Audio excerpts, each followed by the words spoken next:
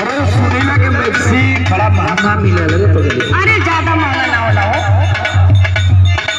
अरे तू देखिला कि लेके आवे में बड़ा महंगा बतावे के कपारे लादी सब लोग। नहीं नहीं जाके देखा तब ना। सुना हम उपाय बतावत थे। बतावा मैक्सी ना ले कोई ठीक है ना। बतावा बतावा। काहे ना भूखी धन को हरी करमिया कबहू हुलार ना डाले लुकनिया। ये उपाय ना।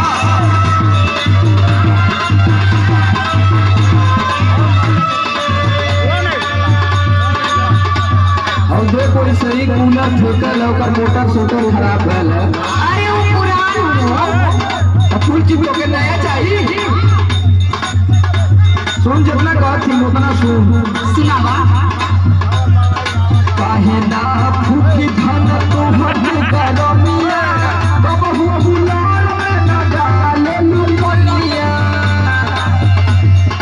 समर आलोक की गोरी अब तू होई पढ़ाई होगा।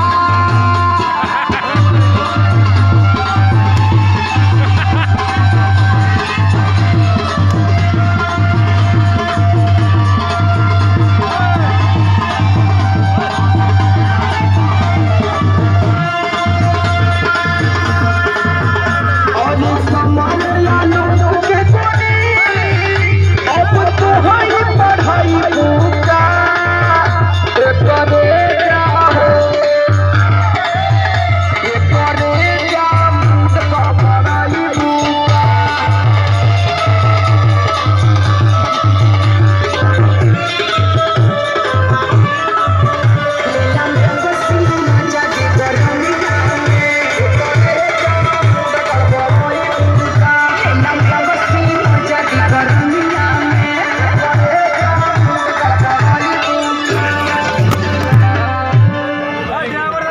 धन्यवाद शुक्रिया बहुत बहुत बेहतरीन।